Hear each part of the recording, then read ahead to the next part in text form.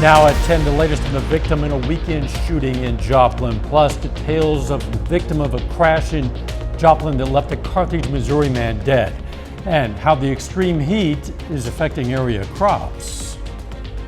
The 4 states' most watched news starts now. The Joplin Police Department has released the name of the victim from a weekend shooting. This is KOAM News at 10. Early Saturday, officers arrived at 35th and Finley Avenue to find 34-year-old Gregory Hallstrom of Joplin with multiple gunshot wounds. He was originally listed in critical condition. No word on whether that has changed. Authorities are still investigating that shooting. The man who died from an early Saturday morning crash near Grand Falls in Joplin has been identified now as a Carthage resident, 19-year-old Keenan Reed. 2 other people were injured in that crash. As the new school year approaches, Webb City School District is looking to make changes to its security system. The changes will include more cameras and door sensors intended to help keep students safe. You know, with things going around the nation, I think it's a time that we can always reflect and improve on, how can we keep our students more safe throughout the school day. So nothing specific, but I think that's something we always need to reflect, see where we're at, and if there's anything we can do to improve our students' experience here and keep them safe while they're doing so. School district says it's also updating its system for notifying teachers and staff of potential emergencies. In Cape Girardeau, Missouri, multiple agencies went over how they would respond if a gunman were to open fire in a school. Reporter Nikki Clark has more. Communication between Cape Girardeau Police and Fire. Public Information Officer Ryan Dregge says it's essential in case of an active shooter. They're going to be on scene practically the same time as us, trying to attend to any wounded they can. They're practicing real-world scenarios and learning how to respond if they ever get that call. We know that we need to be prepared. We know it could happen at any time, so we've always just got to be on top of our game. And to be on top of your game, it just takes practice. Some volunteers act as victims. Fire rescue enters to get them out. Assistant Superintendent Josh Crowell was a volunteer. He tells me the training can save lives. For our students to learn mathematics, they have to practice. For our first responders to be able to respond to these situations, they have to have practice. Officers work on procedures for inside the building. All of our guys get that experience so that if they ever have to respond to one of these things, they know how to react and they're not going to be overwhelmed. Crowell says this training is an asset for the schools and community. 20 years ago, as schools, this really wasn't at the forefront of our mind.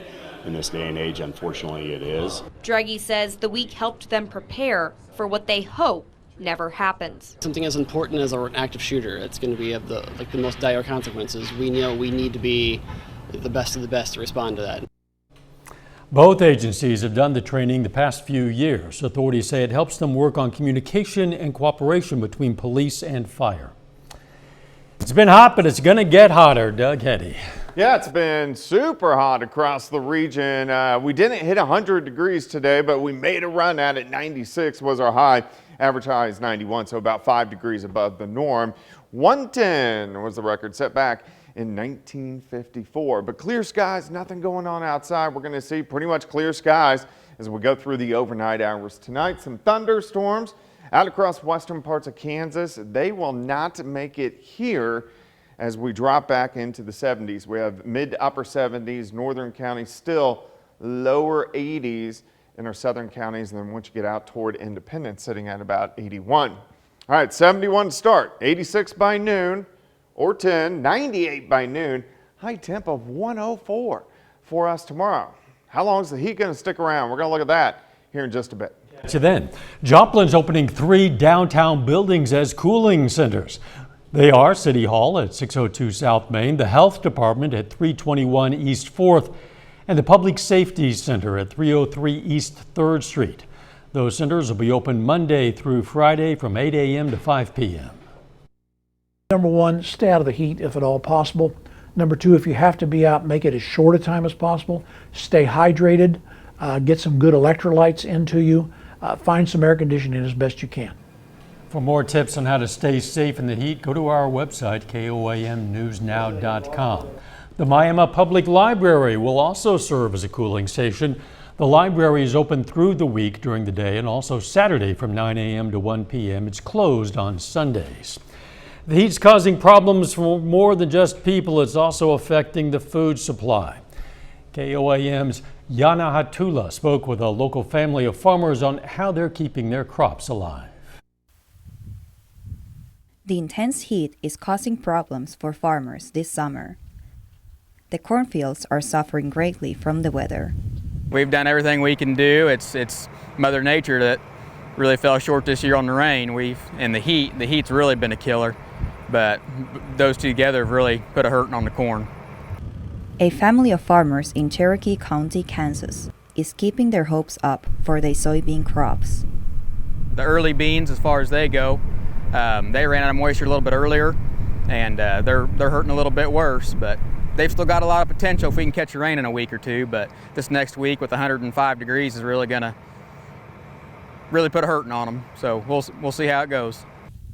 The heat is not only drying the crops out, but the weeds as well, which makes it harder to kill them as they don't absorb chemicals that easy. Before the soybeans, the family grew wheat at the same place. Southeast Kansas, we're in an unusual part of the United States where we have the ability to grow two crops in 1 year. We can grow wheat, then we can turn around and plant beans behind that and still capture a bean crop off. This method helps get the soil more wet than normal, which helps the plants during hot weather. In a year like this where it's 100 degrees and we haven't had rain for 30 days, that wheat straw acts like a mat and it's covering that ground. The sun's not getting direct sunlight to the ground to help dry it out. So as a farmer, we're doing everything we can to conserve the moisture and protect the environment and do our part against global warming and everything else. Reporting from Cherokee County, Kansas, Yana Hautala, KOAM News. The Watsons will harvest their soybeans in August. Coming up, some kids and their helpers roll up their sleeves and roll in the dough. Plus, a domestic abuse center in southeast Kansas receives help in its effort to provide a new shelter.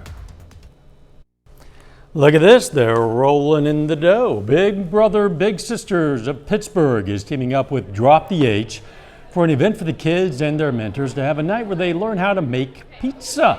They got a chance to make their own pizza and they all enjoyed it together.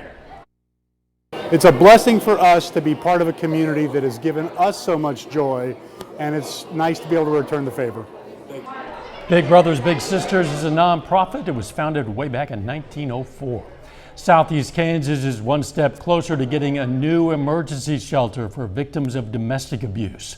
Hope Unlimited, a domestic abuse nonprofit in Iola, plans to build the shelter with help from a program that awards tax credits for donations to nonprofit groups in the state.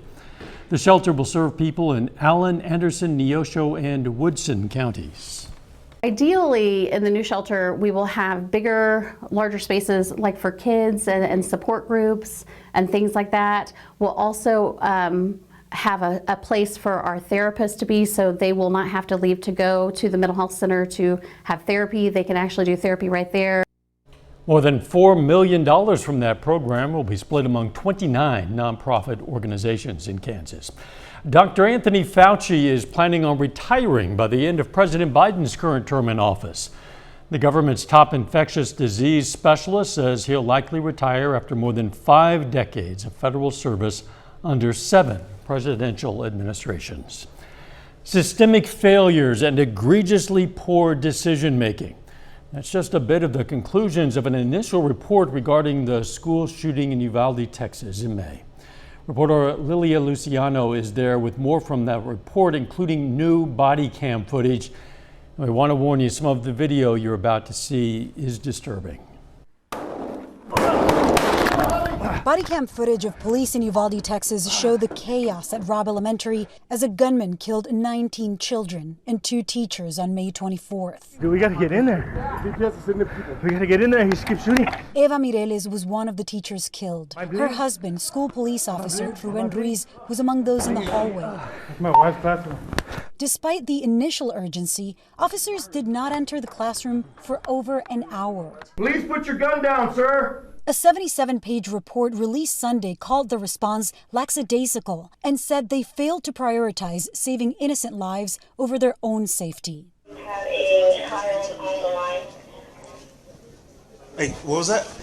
He is in a room full of victims. The report did not find any villains other than the gunman and found the response was caused by a lack of leadership, adding that it is plausible some victims could have survived if officers acted sooner. We have a lot to say. At a special school board meeting Monday night, parents demanded accountability, including the resignation of the superintendent and a new police force. You need to clean house. You need to start from zero. Rachel Martinez has 4 children in the district. Like other parents at the meeting, she says she's ready to keep her kids out of school this fall unless there are changes. My daughter Layla is so terrified of the thought of having to return to school in just a few short weeks that she comes to tears. Uvalde's mayor says as many as 3 officers have resigned since the shooting. Lilia Luciano, CBS News, Uvalde, Texas.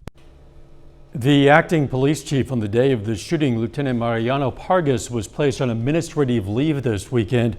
The current police chief, Pete Arredondo, had already been on leave. A little bit later, we're going to take a trip to the Miller Mansion in Pittsburgh to check out a new project. Plus, the heat gets even worse as we go through the next few days. We're going to look at that coming up. Well, of course, it turned out to be another hot one for us today. Really, since about the second week of June, we've had really extreme heat. We've hit 100 several times. Over the past week, we've hit it twice already, but clear skies. At least during the overnight hours, it doesn't feel too bad just because the humidity has been a little bit better. Nice shot, Indigo Sky Casino and Resort. All right, check these stats out. Tomorrow should hit 100. That's my plan, not really backing it too much, but that's what we should do. Will be our 9th day that we've hit 100 degrees this summer. We only average 1 or 2 times per summer. In fact, we haven't done it since 2018. So we had 3 summers in a row that we didn't even hit 100. Last time we've had a stretch like this was 2012. We hit 100 degrees 27 times. 2011, we also had a big old stretch that we hit 100 degrees. I think it was 33 times. Other big issue has been no rain. We had all that rain in April, all that rain in May, and then the faucet just shut off once we got into June. So we have a moderate drought for a good chunk of the region. Temperatures for us tonight, they are backing down just a bit after we did go mid-90s during the afternoon. Now most of us are sitting into the upper 70s to lower 80s. Grove at 83, Independence sitting at 81, Stockton checking in at 77. But here's the good news. The humidity is not extremely high. So when the humidity is lower, it allows you to pop above 100 degrees. Dew point sitting lower 60s on our scale, kind of the not bad to sticky range. And that's where we're going to sit as we go through the next couple days. Just that temperature is going to inch up. 83 in Joplin, humidity 49%, clear skies, nothing going on. Nothing going on across the Central Plains. Nothing's been going on for quite some time. Look at this spin. Big dome of high pressure. So when it hangs out near us, we get the heat. When it's to our southwest, we get a drier heat. When it moves to the southeast, we get a little bit more humidity. That's when we stay in the 90s, but we have the heat indices above 100 degrees. But look at the big area of high. It just kind of hangs out near us all week long. All right, let's go hour by hour. By morning, lower 70s, quick warm up, 70s, 80s, mid 90s by noon, and then everybody should at least hit 100 degrees, which is not great by any means, but it's going to be up there. 98 by noon, high temp 104. Tomorrow night, we could get an isolated thunderstorm, maybe 10, maybe 15% of us. Most of you will stay dry. Isolated storm early Wednesday morning, and then here we go again. Here comes the heat. Maybe 2 degrees cooler on Wednesday, about 102 or so, but again, way up there across the area. Heat indices, at least with the humidity lower, yeah, they're high, 105, but they match pretty much what our temperature is going to be. This sticks around, unfortunately, most of the week. Triple digits on Thursday, triple digits on Friday, and it just continues. 104 tomorrow, 103 Wednesday, that slight chance for an isolated thunderstorm. 104 Thursday, 105 Friday and Saturday, 106 Sunday, so a brutal weekend. It gets even worse. 107 on Monday, 108 on Tuesday. Maybe some relief late next week. So when you say relief, let's Like define 90s. that. So you're saying double-digit heat? Yeah, back to where we should be. Yeah. Yeah. It's a little better, but relief? Yeah, it's brutal. Thanks, Doug. Hey, don't forget, you can be the first to know about the day's weather with the KOAM Skywatch weather app. Get severe weather updates and straight to your phone. Doesn't cost anything. You'll find it in the Apple App Store, Google Play Store, KOAM Skywatch weather app. The Miller Mansion is a jewel in Pittsburgh. Photojournalist Carrie Worthen toured the house and spoke to owner Larry Seward about a new project that's bringing it a new life. The Miller Mansion was a house that basically needed a little loving care. To me, it's an honor. I enjoy and like to bring things back to life.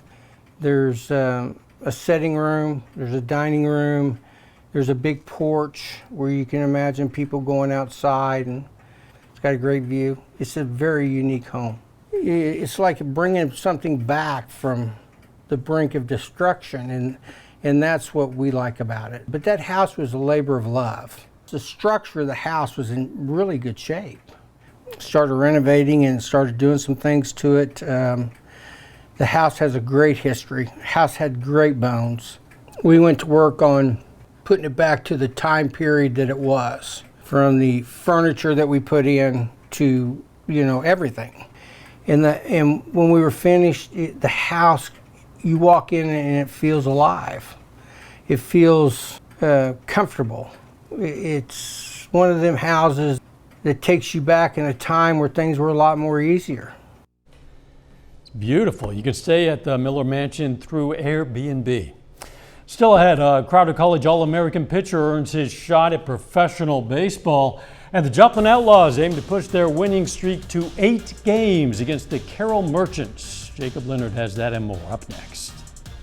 Well, the Joplin Outlaws have just 5 games remaining in the regular season. Outlaws kind of on a roll right now, winning 7 straight games, giving themselves a 2-game lead for first place in the Mink League South Division. And Joplin is at home tonight, opening up a 2-game set against the Carroll Merchants. Bottom of the second inning, Garrett Chun slices one into left. Kay Lott scores. Corey Siracusa, a Pittsburgh State guy, right behind him. To the second inning now, or staying in the second inning rather. This is a big inning for Joplin. We're still in the second. Max Bruff fights it off to right. Caden Bressler scores. Chun also scores. 6 runs in the second for the Outlaws, puts them up 6-0. To the third now, they keep scoring. Bressler, bouncer to first. Now he's out, but good enough to get the RBI with Webb City product Matt Woodmansee scoring. Right now, game still going. Joplin leads 10-7 in the bottom of the 8th. Well, Crowder College pitcher Jacob Mizorowski is getting his shot at Major League Baseball. Mizorowski was picked in the second round of the MLB draft last night, going 63rd overall to the Milwaukee Brewers. He was no doubt one of the best in the country this season. The right-handed redshirt freshman was 10-0 in 15 appearances for Crowder with a 2.72 ERA. He was an All-American and the Region 16 Player of the Year for the Rough Riders. And now, Mizorowski is also Crowder's highest drafted player under head coach Travis Lolleman.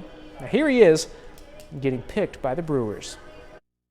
I mean, I couldn't ask for a better organization, better pitching development staff, everyone like that. I'm more than excited to join their team. I can't wait. I can't wait to actually start pitching again and be in a clubhouse again. I mean, couldn't ask for anything better. You can check out our full story with Mizorowski, including thoughts from Crowder head coach Travis Lolleman, on the sports page at KOAMnewsnow.com. Moving on to golf now, Cameron Smith won the Open Championship on Sunday at St. Andrews. It was all about the back 9 on Sunday for the 28-year-old Australian. He had 6 birdies in the final 9 holes, including 5 straight to start the back 9. He ended up shooting an 8 under 64 in the final round to put him 20 under par for the tournament. And that 20 under score ties him for the best score to par in major history. But it was those last few holes that really got him to where he wanted to be. I feel like I can breathe. this last 4 or 5 holes there aren't easy around here, especially with that wind in off the left, and just stuck to what I was doing, and just really proud of how I kind of knuckled down today, managed to get it done. The Major League Baseball All-Star Game is tomorrow night in Los Angeles. Cardinals first baseman Paul Goldschmidt will start at first and hit fourth for the National League squad. Albert Pujols is also there for St. Louis as a legacy pick for the game. Now here's the 42-year-old Pujols on what is likely his final All-Star Game appearance. It is my last one, for sure. But really excited, just to be back here at Dodger Stadium last year. Being here for 4.5 months, I had a really great time with this organization last year. So just being back here and just, getting another opportunity to be in the All-Star Game, just to celebrate with my family and friends, just going to be awesome. And that's it for sports. We're back after this. Take time now to honor a local veteran. Lumir Novak served in the U.S. Air Force in 1951 and 52. His hometown, Carthage, Missouri, and we're proud to salute Staff Sergeant Lumir Novak, our four-state hero. All right, the good news is it didn't reach triple digits today. The bad news is it's going to change. It is. We should hit a pretty good stretch, or not a pretty good, but a decent, a long stretch there you go. of triple-digit heat. So we're going to make the alert days all the way into the weekend, then we'll reevaluate. And maybe you have to be alert then, too. Yeah. Final sports notes. If you missed our extended interview with Mitch Holtis on the Chiefs' upcoming season, you can check it out on the sports page at KOMNewsNow.com. Oh, I watched it. I might watch it again. Me too. Morning show, 5 a.m. Let's make it a great tomorrow.